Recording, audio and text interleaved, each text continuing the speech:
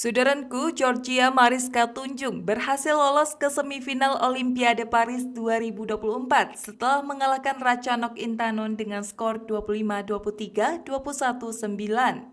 Pada game pertama, pertandingan berjalan sengit dengan rally-rally mendebarkan. Ratchanok sempat memimpin 5-3, namun Georgia berbalik unggul 7-5 setelah meraih 4 poin beruntun. Skor terus ketat hingga 10-10. Kemudian Georgia memimpin 11-10 dan terus berusaha menjaga keunggulan meski Ratchanok memberikan tekanan balik. Skor imbang terjadi hingga 14-14.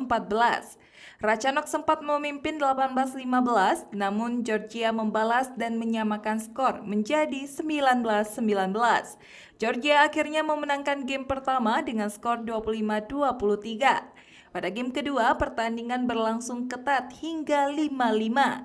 Serangan Georgia semakin tajam dan merepotkan Ratchanok. Georgia memimpin 11-6 di interval dan terus melaju hingga 18-6.